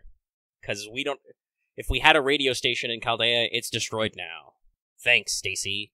So I have one that's written down here, and then one that I didn't write down, but we'll talk about anyway. First off is Kogetsukan First Impressions. So I'm gonna say right now, not a lot of people talked about this. Probably from the fact that you don't get a lot out of it, I guess. And also, honestly, it's probably because there's a shitload of text. Mm-hmm. Which presumably would have been at the time only summarized vaguely by translators. So, there's no real fighting. So I'm guessing it's probably kind of similar to how I feel like most of the deeper story deets of Salem got brushed over just because it's probably very text heavy. Mm-hmm. But now that I can read it in English, I have to say I love this event so far. I've only had to punch Mordred and some wolves, but I've done a lot of reading, and I'm excited. You also had to fondle Mordred. Yes, I did. Question: did you go for the chest or the crotch? I went up top. I went for the crotch. Just because I felt like if we're doing this test, one of these is way more invasive than the other. Even on the real Mordred. Also, by the way, apparently it's funnily enough in the light novel which there is a light novel adaptation of this. It's the male protagonist, but the body he is occupying is a girl, which makes sense because it's Juliet's school friend. Somebody post that news desk? That doesn't sound like a news desk thing, but it might have ended up. No, okay, I think we skipped it. It's probably somewhere in the way back of Let's Talk FGO then. I'm not going back there. I don't know. But, yeah. So, Kogetsukan. I love it a lot, obviously. It's a literal mystery story in long form. Mm-hmm. And there's a lot of good moments. It's... Honestly, and while it is a dramatic murder mystery story, there is also there is a decent amount of humor in there. It starts off with you got creamed in the face with a ball, and that's why you are doing some fucking spirit double shit. Like this is MHX's Trial Quest or something. I mean, I think the best line is you're passing out and you just mutter, another crossover. Thud. Yeah, just like yeah, this is my life. It's almost like you're connected to this greater thing in the world or some shit. Yeah, and also apparently this is canonically taking place in the past. This happened in at least according to actual text, happened in 2019. It is unlike the APOC collab, which is a dream you had on the Shadow Border. This is apparently just we decided to have a flashback story to what happened and more stuff that happened in 2019. There it is. Oh, specifically a cross-dressing woman. Interesting. Wearing a chest binder. Kind of interesting. Interesting. That is also a very soft-faced Stheno they're using as Juliet. That's something I think it's very interesting how they've done it with, like, using the different people, like, you recognize them. Like, in some cases it makes sense. Like, the character of Chris is played by Bedivere, and obviously he's super cool and super suave and super handsome, and I'm like, yeah, sounds about right. You know, Morris is an argumentative brat, and I'm like, okay, correct. You know, but it's interesting because, like, there's Juliet and Harriet who do not have the same number of T's, and that really bothers me. I don't know why. It's because they're twins and you want them to match more. I'm like, why you do this? But it is very interesting to see their different expressions. Like, I think because Urale was in Okeanos, she has some more lively expressions, so far we haven't talked to Harriet much, but we do talk to her a little bit, and she does seem more lively than Juliet, who's very, despite being, I'm pretty sure Juliet's played by Stheno. It's hard to tell sometimes with the back and forth, but I believe she has the fancier dress. Also, the way I remember it, Stheno always has her hand up. Yeah, Stheno, that's right. Stheno is always hand up. Yeah, that's how so I the character remember. of Juliet is, while she is trolly like Stheno, she is also much more emotive and emotional. Like, she's very melodramatic. She literally runs off, possibly to cry, several times in the story. And then the fucking doctor. The shifty old man doctor. Oh, man. It's so much fun. Also, I just love, first of all, you remember how much MASH fucking loves mysteries, because when you... And she was... I love that MASH literally puts up a fucking... Yeah, MASH gets out her whiteboard. And she writes it, and I'm just like, this is amazing. Perfect. And MASH is so excited, like, she gets, like, fucking stars in her eyes when you're like, oh my gosh, senpai, you're in a murder mystery! But the fucking peanut gal, the Greek commentary between chapters with Sherlock and Moriarty is great. Like, honestly, this makes me super excited for next year's White Day, which will have a Moriarty-themed story. Like, as I said, like, literally having the world's greatest detective and the world's greatest mastermind together to talk to you about this is, like, literally, like, the best backup I could ever ask for. And they're great for delivering, like, advice in between these chapters. Like, I love them as a fucking, exposition device. Also, yes, Tyranno King, the story sure seems to indicate that Juliet is crushing on the protagonist character. Yeah. Which is very interesting considering the light novel adaptation. That's fine. Though that could also explain the whole not wanting to get married thing, because there could be some incompatibility there. But yes, it is a very... Juliet does seem a little son for the protagonist character, who is kind of you, but kind of not. Because your brains are very scrambled. Well, honestly, I want to say it's probably because they're on a similar wavelength in personality. Probably. But you know, the two fathers seem like they're kind of compared. I love that MASH is like, clearly the Violet family father is a useless person, because it's Lancelot. Poor Lancelot. And MASH is just like, yes, what a useless father. Of course. By the way, expect for this to come back in jokes with the Dojin Festival in Summer 3 this year. They're gonna reference this thing. But naturally the purple mother is Raiko. She's very purple. They're literally the Goldie and the Violet family, so they're all color-coded. I think that's why they went with this style, you know? I also think they also picked probably on, character archetypes. Well, yeah. They do a little bit to try and play with because they're like, they do that in the first bit that we talked about fondling Mordred. They're like, Morris is not literally Mordred. It's just someone who is like Mordred. That's why. But they have a personality like Mordred, yes. Mm-hmm. I'm pretty sure Anne doesn't literally have jaguar ears, but she is clearly a boss lady big sister. So naturally, we think of her as Final Ascension Jaguar Man. Yeah, this is serious Jaguar. But yeah, so Mary as the mother / stepmother to the Goldie family kind of works. She's very sweet, but a little airheaded. She's also kind of got that noblewoman kind of mentality to her. Well, yeah, I would say kind of the Princess Theojo. Fionn as the Goldie father makes sense because he's kind of like he's a little past his prime, but also he clearly did stuff in his past, and he's kind of he's smart but kind of shifty. You know, that makes sense. That fits what I understand of Fionn. Bunyan as an actual small child fits perfectly. Mm-hmm. And after the latest bit of story, Cain as Mephistopheles makes more sense because he's very trolly, but obviously I feel like the story almost immediately tried to make you miss the fact that Juliet tells you he's in high school. I assume he's low in high school, but he's still in his mid to late teens.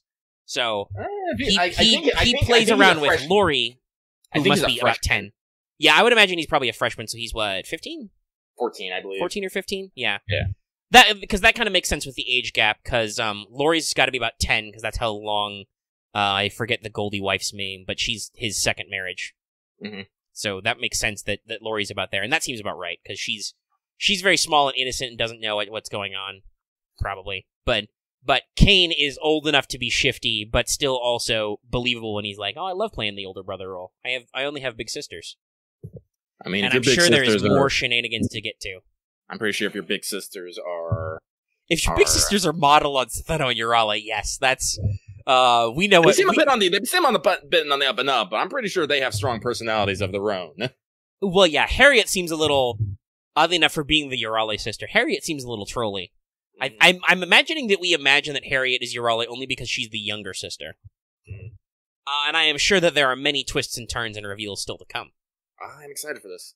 Okay, so Lucky immediately started putting down clues. Like as soon as they mentioned the left-handed club, I knew immediately who they were meeting with, because I was like, all right, this has been noted.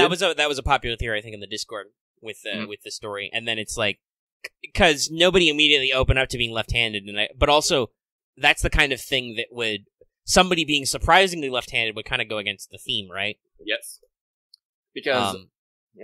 Well, yeah, so each of the story chapters is titled after one of Ronald Knox's 10 Commandments of Detective Fiction. Yes. So I can read those off, because you haven't seen all of them. Mm-hmm. But he was a big detective novel fan. He was part of the Detection Club, which was and he wrote novels too, so he was a mystery writer. But he was part of the same club, which includes some famous writers, including Agatha Christie. So the 10 Commandments of Mystery Fiction, which, keep in mind, these were written in the 20th century, which will explain one rule, which we will have to also put an asterisk on. Number 1, the criminal must be someone mentioned in the early part of the story, but must not be anyone whose thoughts the reader has been allowed to follow. So, as even though when you ask, was I the murderer? Obviously, because we're following Knox's rules, apparently, or something resembling them, because we're going to the point of referencing them, right? Mm-hmm. Clearly, we are not the killer, because we are allowed to see our thoughts. I also personally edge on the rules that because we get to talk with Hawthorne, the Doctor's actor, we're also basically seeing his thoughts. Like, I think he might be our Watson. We'll talk about that later. That's a separate rule. But so there will be no surprise characters. It can only be those core ones that Mash put on our whiteboard. Otherwise, it would be breaking the rule. You can't just bust out a new character out of nowhere, right? I don't know. I think it'd be. I can say like it could be a twist because. Well, it could be a twist that one of the characters we think we know is not the people we know, but still it should be a character who was introduced, right? Yeah. Also, I would say, like, we have this interesting case of we wake up in, like, a clearly, like, if the murder had already happened before we had our episode of amnesia and whatnot, I would like to make a case that you could have been the culprit, and your just sudden blow to the head has rendered you, ignorant of the fact, which I could say is an interesting twist on its own. But for something like a basic detective story, no. That I feel like would be against the spirit. Because another thing is that all supernatural or preternatural agencies are ruled out as a matter of course. That's, by the way, about the murder. Yes. Which, while supernatural stuff is going on, this story does go out of its way to be like, nah, he was pretty poisoned. Mm-hmm. Like, no, a ghost did not kill him, which is what this is about. Because you can't.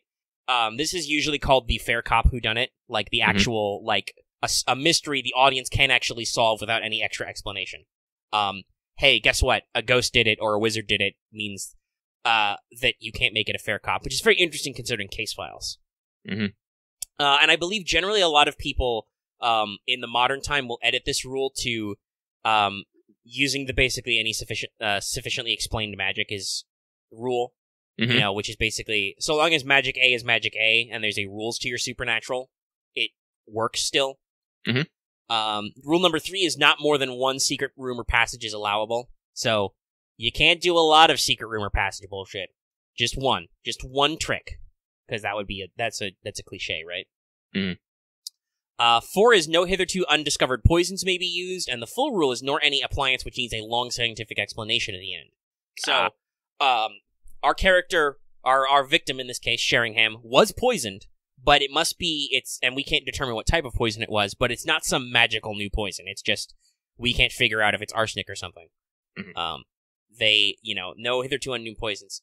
Now here's going to be an interesting one, because this will be tonight's rule, maybe, which is, it was written as, no Chinaman must figure in the story. Now, some of you, before you get outraged, let me explain this rule. Specifically, this is about the slightly racially insensitive trope of using mystical Chinamen, Chinese people, to introduce basically plot devices into the story. Because, yeah, guess what? That was pretty common in the early 20th century. So this is actually arguably a race-positive rule where it's like, hey, don't use random Chinese people as plot devices, right? That's what the rule is about. It's not about excluding people of a certain ethnicity or background from the story. It's about not using magical plot devices. As seen in stories such as JoJo's Bizarre Adventure Part 1, where there is a Chinese caricature man who is a plot device. Though, honestly, since that's a later work, that is almost assuredly probably a reference to the fact that happened a lot in those old stories. Well, I do find it hilarious that we have Jin K repping a character named Wu. Yeah, who is literally Wu, so I'm like, literally there is a Chinese person in here. But I'm pretty sure that means by the rules, he's not a plot device, right? Exactly. Yeah, so there's no mysterious Chinese poisons, no magical kung fu out of nowhere, no hidden wisdom or whatever. It's just, that's how it works. Number 6 is no accident must ever help the detective, nor must he have an unaccountable intuition which proves to be right. So basically, the detective can't discover anything by accident, it must all be intentional, and the detective can't ever know that something is correct without being able to prove it. Unaccountable intuition. Like when Sherlock Holmes says, I got a theory, he will then explain, well, here's where I got my theory, right? His observational powers are bullshit, but still he explains what the clue is. A bad example of this is when you're just like, I always knew it was that guy. Why? How did you know it was that guy? They never came up. He wasn't suspicious at all, you know? But here's another big one that doubles down. Number 7, the detective must not commit the crime himself. Oh, yeah. So we double back on that. So, obviously, we are the detective. Because the other detective died, he's the victim, so... I don't know. I have this really weird feeling that the detective is not actually dead. That would be interesting. We checked his pulse ourselves, though. That might fall into the hitherto unknown poisons or long scientific explanation. It's like as I said, like even if Sherlock was all like, wait a fucking minute here. Well, that I think we talked about that. That's the twist where the character played by Sherlock, the detective who comes in, is immediately blindsided. Well, I think like honestly, the detective would because if the detective was good, he would know that his arrival would cause some scares, so he needs to fake his death so he can move around freely. You could do that. We did leave him in the basement. Yeah. But that would still be interesting because then who's the criminal? I guess I it's don't still know. the blackmail letter, but then it's not a murder, right? I don't know. Also, there was also, I know technically this doesn't count, but as a reader and not as the detective, there is now a mysterious silhouette moving around. Right. The fucking We don't know island. which character that is. Yeah, Because that could be Morris, that could who's gone mysteriously missing. That could be somebody else. It could be another red herring. Who knows? Yeah, I said that's the thing I'm like now trying to think. It's like, what is a red herring and what is not? The detective 8 is the detective must not light on any clues which are not instantly produced for the inspection of the reader. So basically, you can't be like, and then I found a clue and not explain it. Like if the detective finds a clue, they've got to show it, which they've done pretty good so far. We have been in person whenever something related to clue has come up. Oh yeah, like Either by discussing it with Holmes and Moriarty or by just being present, right? well, like that's how I like how they handled Morris's shoot, do I want to actually? Yeah, it's happened. I'm sorry if you haven't Yeah, we gave you the spoiler warning. We're keeping up on the story as it releases. Morris's hand. Morris's hand. You like the thing that immediately tipped me off on that is they have the fight and Morris has injured his hand, and then at the dinner he complains about he can't cut his steak, which is what you usually do with your dominant hand. So I was like, okay, so his dominant hand is injured. I just filed that away. Usually most people and then it comes up later. Because Chris tells the story, which is, he was very specific, he ordered a left-handed teacup, and he didn't want to let me inside, which has a red herring. Maybe it's a red herring. It could be a double red herring. We don't know yet. We haven't caught back up with Morris. No. But it seems like it was a red herring about the meeting, because in actuality, the way it was, we kind of figured it out, was that, no, he was meeting with Morris because he didn't want to set Morris off, because Morris had a hair-trigger temper by bringing Chris into this. Because that's why he had to drink with a left-handed teacup. So, like, as I said, the way they're presenting this... So, right now, they're trying to make it look like Morris is the killer, but also I'm pretty sure... I think this was actually a discussion. No, Morris would just hit somebody. Yes. Rather than actually, poison them. honestly, with this new revelation, Also, honestly... Traditionally, poison is the woman's weapon. Just FYI, in mysteries. Not always. But that is definitely a mystery trope. Let's see. Honestly, right now, I am most sus actually at what's Bedapier's character right now? Chris. I am most sus at Chris. He does seem very nice. Honestly, I'm kind of with the women's thing. I'm kind of like I'm wondering if maybe one of the many ladies in this scenario pulled it off. Like who would have the motivation to do it?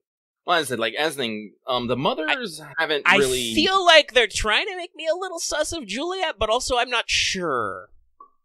Because her susness could just be like we said, that she's crushing on the Viewpoint character. But that's kind of why I'm also kind of leaning at Chris, because Chris we had that sudden reveal of Chris's heritage. I'm like, but what if Chris planned this all Well, yeah, and I believe that Holmes? It might be Holmes. It's Holmes or Moriarty in the Peanut Gallery segment after that immediately it latches onto that, like, well, that could make them a suspect. Yeah, like, that's... Because he brought the tea, obviously. But as I said... the tea.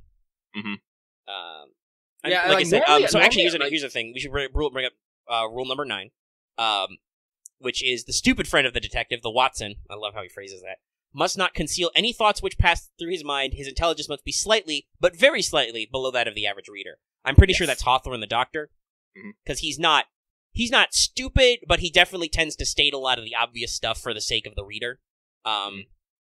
It's either him or Juliet, but because Juliet is also a suspect, I don't know, right? Yeah. So, Tyranno King says, ruling out anyone in Marble. I was at first, because, if you have a reputation of causing murders in your contract, that's bad business. But Chris is still only an apprentice. And also, as through the mechanics of the story, Chris is now in the Goldie family. Yes. Which I think is a little bold of Dad Aaron to just be like, oh, my son's missing, huh? And possibly, maybe very slightly caused a murder. You, mysterious child I never acknowledged before, you are now my heir. I'm like, really? And you must marry Juliet. Wow. Okay, we're going fast. Yeah, I said, they say he never knew his parentage, but as I said, I don't think it's a break of a rule for him to have found out by some other means and to... That said, I hope it's not him, because I want Morris to resurface, and then Chris can be with Anne, who also clearly likes him, as Wu let slip. But, as I said, I will be basically changing my suspicions as I get more information. Yeah, that's the thing about a good detective story, is they make you double-take a couple of times. Like, honestly, I suspect Morris the least, because they're trying way too hard to make him sus. Yeah, no. Like, I'm pretty sure You're the trying real to make him the culprit just fall booped guy. him on the snoot and, like, stuffed him in a closet somewhere. Possibly in a secret room, of which we're only allowed one.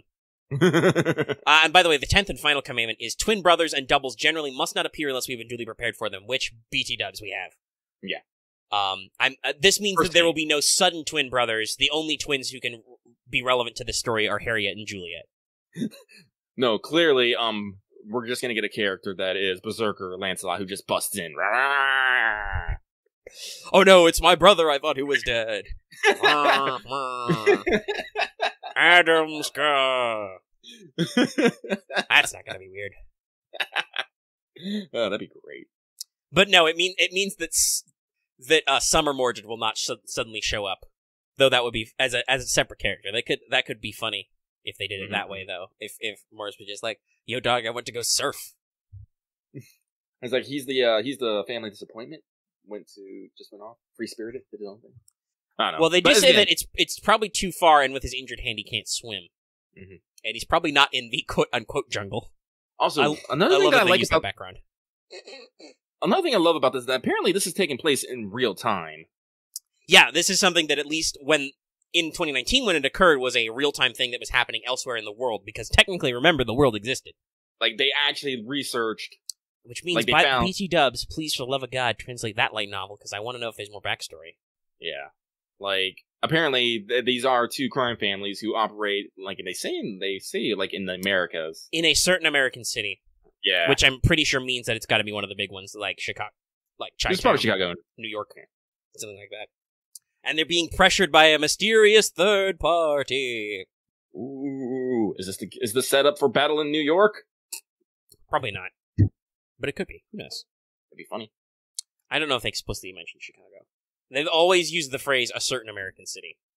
But Sherlock actually gets on Chaldea's database and fucking Googles the families and is able to actually find their holdings, but not a lot of information about them. Mm-hmm. Also, as the master, you get invested real quick as you literally try to start banging your head on a wall. Well, yeah, when the question that Juliet could be in danger comes up, you're like, wait, I must have rendered myself unconscious, and then it's like, nah, calm down. You don't know if that'll work. You'll fall asleep. You'll fall asleep normally soon anyway, and you do. You really don't get a lot of talking conversations with the peanut gallery. Like, honestly, but that is very much the master. It's like, oh no, someone might be in danger. I sleep. So it's very interesting. Yeah, like I said, by this time next week, the mystery will be solved. We will talk about it at length. Yeah, we'll talk about everything in retrospect. And good luck to everybody guessing. Yep. Everyone, remember, no spoilers, but speculate. Speculate all you want. There has been some healthy daily speculation in the spoiler channel. Mm-hmm. Which I've occasionally been muting if I'm not right there to do the story right away. But yeah, Kogetsukan's really fun.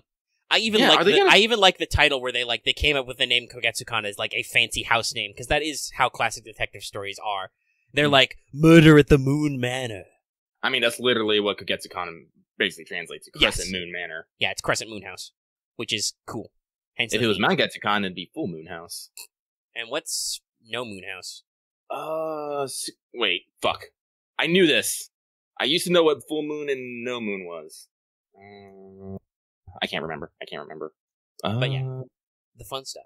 But yeah, we'll talk about it more. The only other bullet point I had for Free Talk was that, as I mentioned earlier, the Fate homebrew, we actually sat down and recorded that. That was this week. It will be 2 parts, as predicted. That's not because the story was too long or anything. Oh, that's right. Shingetsu. Yeah. I had to look it up. But Full Moon is Mangetsu, New Moon is Shingetsu. Yeah. So as I said, it will be 2 parts. But again, that was not because the story ended up written too long, but it was more of a just that we had a lot of players. You know, we were 5 deep. We had a lot of characters. We had to introduce characters and stuff. We also had some technical difficulties in there in the middle, some of which are on the recording where Discord starts freaking out. We probably lost a good 20-30 minutes to a Discord outage trying to get everybody back together. But we will hopefully do the second part, and that will conclude everything next time. But we had to get used to the combat and stuff. But it was pretty fun. I think I had a good time. Audio was a little kind of chaotic for different people, but hopefully there was a lot of editing. But hopefully I trimmed out most of the bad stuff, and cleaned everybody up. We hope you enjoyed it. It's actually getting decent views for an AP, so check it out. The link to the actual homebrew is in there, where you can check it out and just kind of been looking into it and stuff. Everybody had a really good time, it seems like, and I had some fun. If you ever wanted to hear Omega trying to do a MASH for Da Vinci impression, you can check it out, and also pretending to be various other characters. And other than that, I think the only thing I want to mention kind of is related is that between doing the actual homebrew and then the fact that Matt's 8 came out, I've actually started doing some more homebrew examinations of characters for the system and trying to do some experiments and stuff. Because, I talk about this on and off mic in that scenario a lot. Homebrewing is always something that really, really gives you direct feedback on a project, right? Because we've experienced that a lot with non-Fate related, but Mages of War. If you listen to those APs, there is a lot of stuff which is just back and forth between, okay, here's how this should work, how does this work, can I do X kind of stuff, right? So we do a lot of that back and forthly. Mm-hmm. But there is some interesting stuff, and I've taken to trying to take a crack at certain characters. Funnily enough, slight spoiler, but we did have one character roll randomly for Servant, and he did get Caster Sherlock, so that's pretty funny. Everybody else kind of generally picked out what they want to use. And we'll get to further shenanigans later. Mostly the first half was just them punching skeletons, the player characters, but still good. The only other thing with talking about mats and stuff is there's a lot of interesting lore to characters I want to take a crack at for testing the system and doing stuff. There's a lot of really interesting things that happen in the background. I got a couple of points brought up because we talked about various servants to be added and other stuff. There's weirdly enough, there's a lot of servants who are already mentioned in various side bits you just wouldn't notice. I think it's in one of the fucking drama CEs for Last Encore. We find out what Amari's servant was. Remember her? The pink-haired girl? No. Who mysteriously vanished and died? Yeah, she had a servant. Guess who her servant was? Who? Fucking Fenrir. As a writer. And I'm like, wow. You're gonna tuck that one away into a 5-minute mention in a bonus drama CD? Nasu? You're gonna do that to me? Really? That sounds really cool. It's like a side story or a drama CD thing, yeah, and I'm like, I'm deeply disappointed right now because that sounds metal as hell. Give me Giant Wolf Boy, excuse you. That's cool.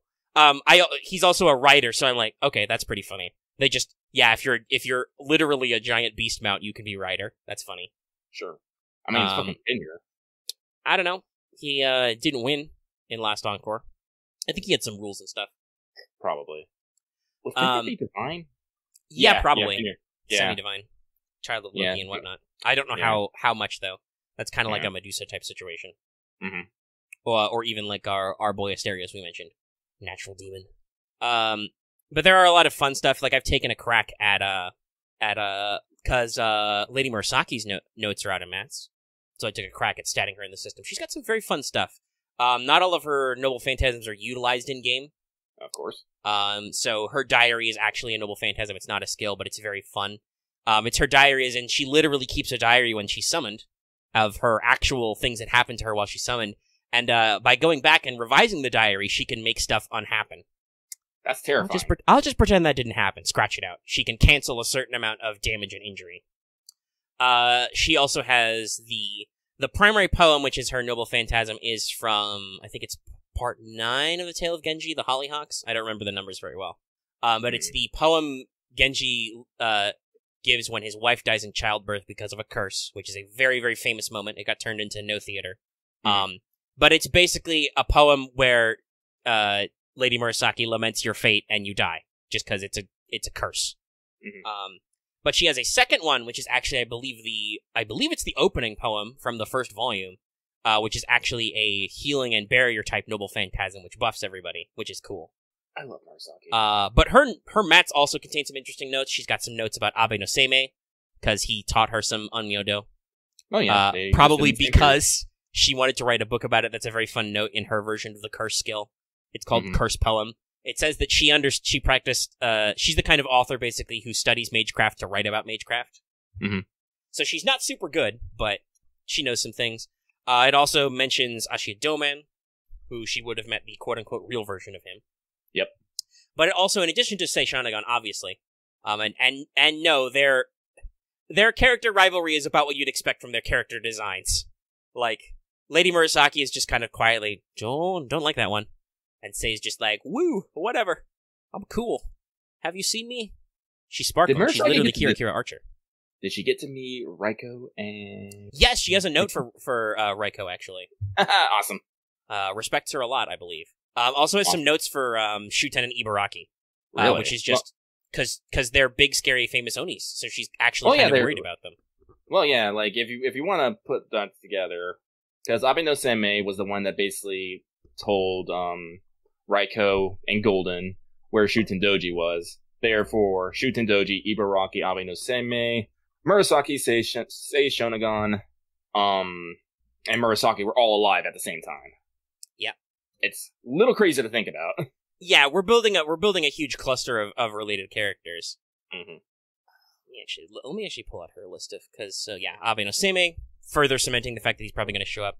Oh yeah, Nashidon. Excuse me, I forgot him. Interestingly, she has one for Fujiwara no Michinaga.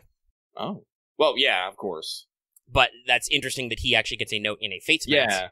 Yeah, actually, I was about to say, like, oh yeah, huh. I'm not surprised considering how much that person was involved in their life, but also interesting. And another really interesting one is she basically mentions another lady, Izumi Shikabu, Lady Izumi, who is a member of the Immortal Poets. Mm-hmm. But it's interesting that she's mentioned in her Mats profile because I'll just quote the whole thing it's very interesting to see this commentary, and I'm like, so is this like you guys setting up future shenanigans in this arc? Will we turn this into a triangle? I don't know. They might. But yeah, the specific idea is that Lady Izumi was a bit of a playgirl. She got around, played the field, which was not uncommon in those periods. No. But I think it's because there's a quote about her in the diary, which is, Izumi Shikabu writes with grace and ease and with flashing wit, but her behavior is improper indeed, which sounds very much like how Murasaki talks about people. Mm-hmm. She's your big-titty goth librarian, y'all. Very much library. Mm-hmm.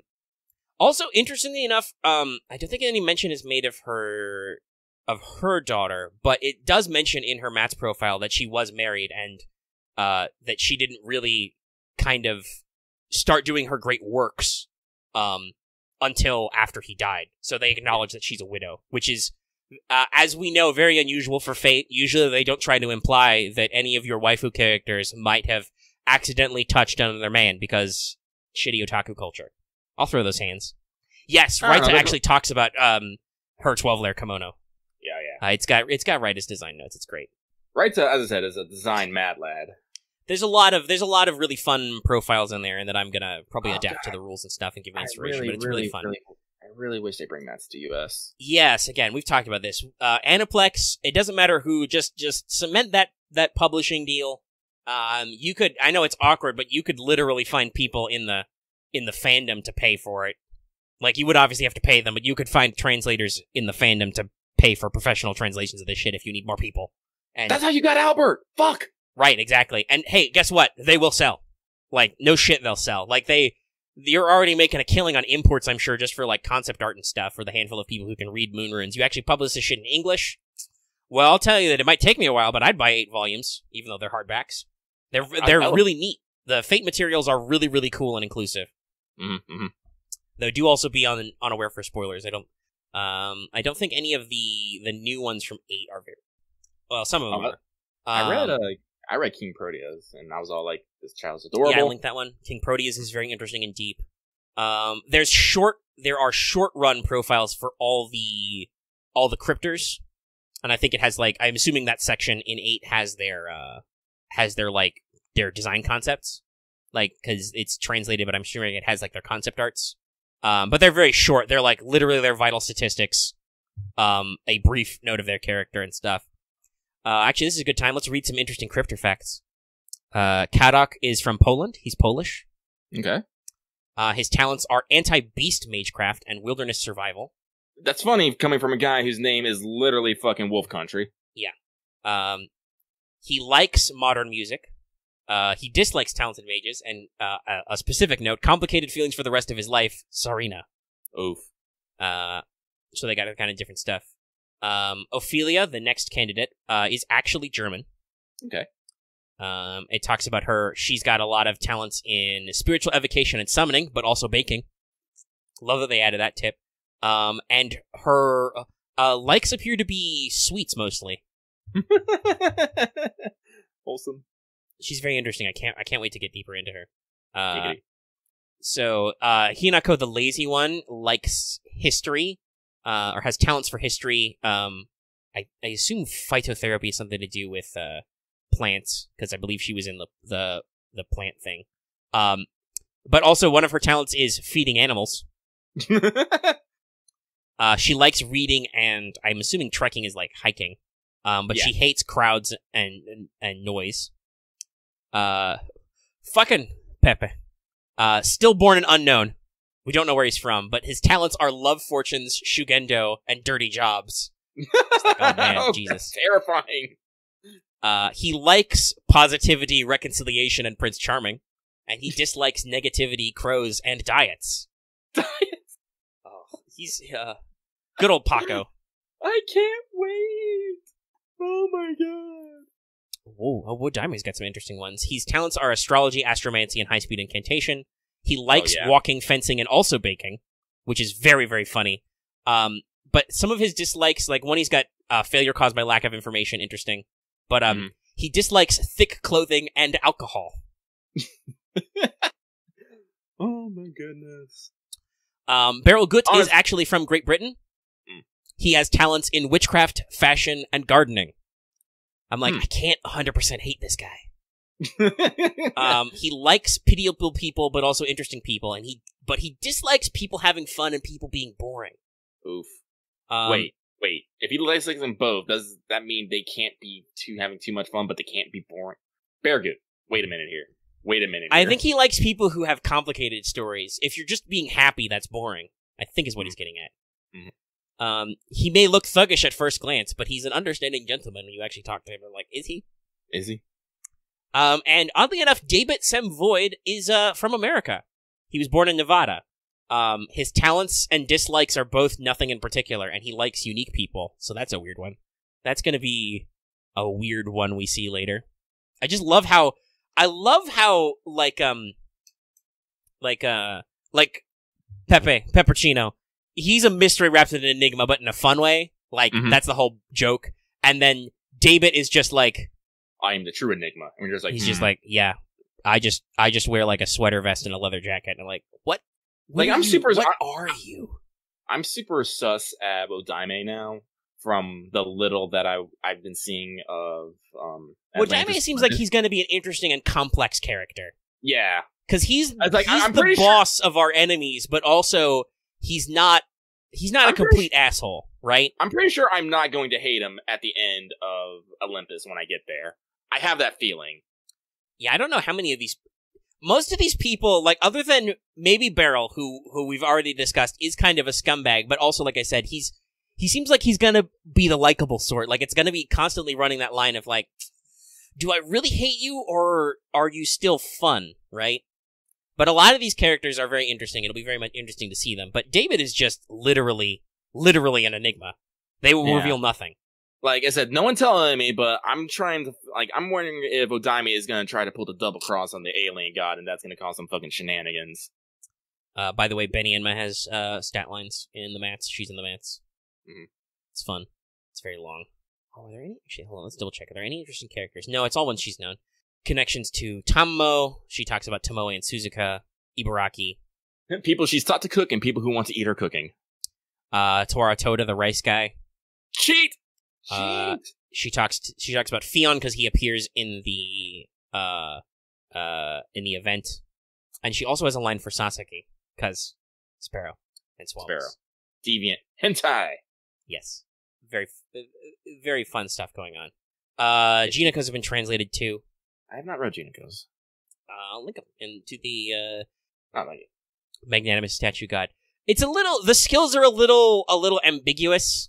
Like, skill 1, prosperous business A, a skill representing the fact that Ganesha is the god of fortune and prosperity. Almost all commerces and banks in India put up an image of Ganesha. Okay, but what does it do, though? I'm pretty sure that wherever Ganesha is will be good business. Business deals will happen. That's what I am imagining.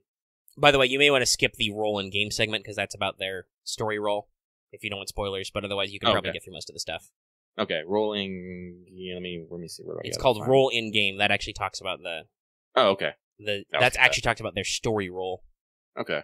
But got a couple noble phantasms. Impact. And they got some fun related. Talk to Pavarti. Talks to Osakawa Hime, obviously. Oh, got great lines for Benny Enma as Ganesha. Vegetarian diet, maybe if I could find junk-like food that fits into. There's some baby talk. Of course, that's an acceptable request. Presumably that's Benny Enma, Dechi. And then Ganesha's final line from the quote is, French fries are vegetables and so delicious they couldn't possibly have any calories. And then there's lines for Karna, and then Darius 3, because he rides an elephant. Oh, Jineko's calling Parvati mother. Oh yeah, my god. because Ganesha. Yeah, I know. I never, like I said, I'm sorry. I'm not good with Hindu gods. I'm really not. Ganesha is one of the children of Pavarti and Shiva.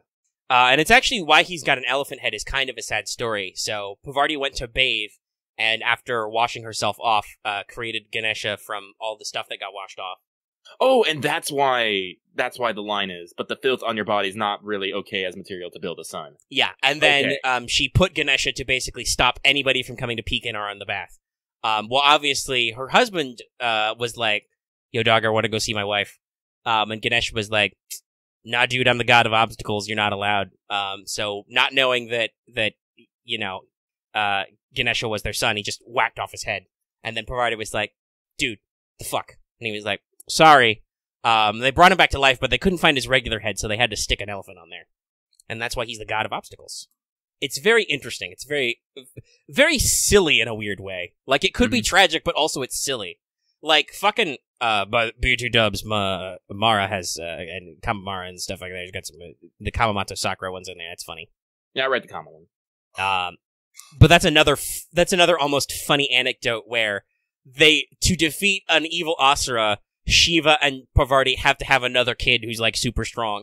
But Shiva is meditating too hard. So what do? They have Kama, god of love, shoot him with an arrow. But meditating Shiva was not happy to be shot with an arrow and used his super destruction eyes to just evaporate Kama and turn him into a ghost god, who then later possesses a Sakura body. I actually should read. They've got Quetzalcoatl Santas in here. I need to read that and some other ones. But they got a lot of fun ones in here. They even gave standalone profiles for, like, Lady Kasuga, who doesn't technically get her own sprite, but does appear in the Tokugawa Labyrinth story. That's pretty cool. If I remember correctly, there was a line saying that she might show up later, or something like that. Yeah, I think they do some references that they could come back to. We'll obviously have to see in the event the full text. Mats are very, very fun, and they're full of a lot of stuff. I didn't realize so much of the previous one had also been translated. Like, for most of the characters coming out this year up to Halloween, that Mats has already been out and translated. So that's pretty cool. Alright, I think we've faffed enough about that. We will come back to more homebrew stuff later. This week, we are not doing Teach Me Omega Sensei. Y'all patrons voted for what is the Nasuverse, and I was like, alright, I'm going to break down all the major entries of the Nasuverse chronologically so we can kind of talk about all the different themes, what happened when, and let you understand when you may have missed an entry. It's very long. It's literally 3 pages, and I'm only in 2016. 15, 16, 17, 18, 19, 20, 21, 22, 23, 24, 25, 26, 27, 28, 29, 30, 31, 32. There are 32 bullets on this, each one a fucking entry. Jesus. And he's not done. Some of those entries are actually, like for instance, for Melty Blood, when talking about it, I lumped in the first couple quote-unquote sequels because they weren't actually sequels, they were more like expansion ports. But yeah, so that'll probably be next week, or maybe it'll be 50% next week. I don't know how we're going to work it out, but it's a work in progress. We're not going to do it. This episode is already 2 hours long. Yeah, as it should be.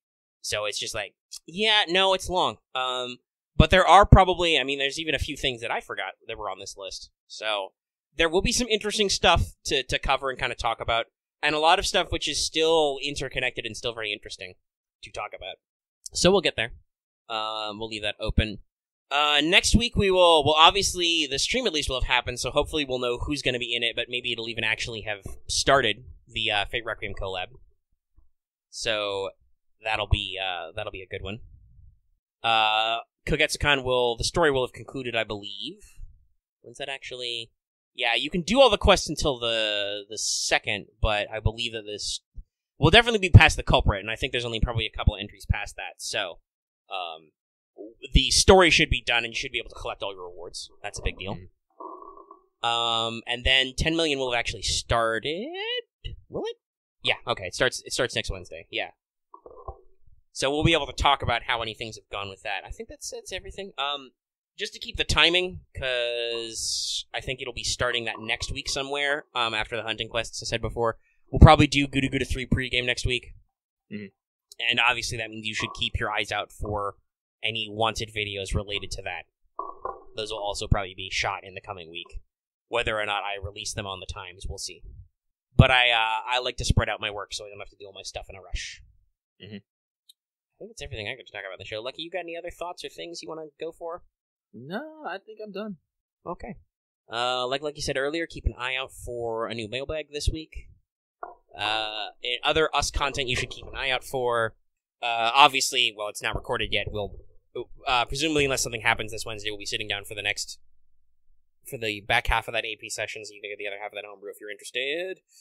There'll be some wanteds, maybe not this week, but they'll definitely be in the hopper somewhere. Stay tuned for What's Up, our podcast about anything. That'll be probably tomorrow or something. Mm-hmm. And come back next week for more Let's Tech FGO. I think that's everything I got to say, so we can outro, I guess. Mm-hmm. Other than just a reminder that, remember that good old Tyranny Rabbit is a shirt that we've sold some of, and you should buy more. Somebody actually posted a picture. I was excited. No, you are right. In the picture, it might just be because it's a 3XL. Yeah. I think is what the size was. That Tyranny Rabbit did seem a little small. It's not quite in proportion. I was angry. I was like, how dare! I'm gonna guess that it's what you said is right, is that the printable area doesn't change as the shirt gets bigger. Yeah. So they don't fuck with the resolution. Anywho's, it's time to do the outro. Which is where I say that if you're watching this video on YouTube, be sure to give it a like if you liked it. If you have any comments about anything in the episode, you can go ahead and leave them in the comment section down below. You can also hit us up on our Discord, where you can get in touch with us or other people in the community anytime. That link is, as always, in the description and on our channel page. You can also find our merch link down there if you're interested in that shirt, and other links. A lot of helpful stuff in the description. You should read it. And, of course, if you are new here and haven't already, please subscribe to our channel. We have still been a little roller coastering on subs, but we are creeping up towards 2,500. We are at 2,486 right now. So go ahead and check that one out. And even if you're already subscribed, considering that bell for notifications so you always know when we post a new video. Apparently, according to YouTube, only 10% of people have the notifications turned on and set to all. That means you might miss stuff like stream announcements and video premieres. So just keep that one in mind if you want to make sure you don't miss anything. And obviously, you can stay tuned. We do usually stream twice a week. Me on Tuesdays, Lucky on Thursdays. Ooh, I got a 405. What is it? It's a Dunkirk. I'm playing Azure Lane now. Yeah, I gotta go back and poke my ships, maybe. They're doing some different stuff. We'll talk about that more on What's Up! Yeah! Alright. And the last thing I say in the outro is that, as I said at the front of the show, you should consider supporting us on Patreon. You can access this episode in audio format for as little as $1 a month, and hopefully it stays roughly $1 with sales tax, but that's not our fault. That's whatever's taxable in your locality. I might talk a little bit more about the sales tax stuff in What's Up, if anybody cares about business. Anyway, for as little as $1 a month, you can get access to our audio downloads, our entire audio backlog, all that stuff, as soon as the show is out and available to you. And, yeah, it's just a good way to get ahead. And at higher levels, you can vote in polls like Teach Me Omega Sensei.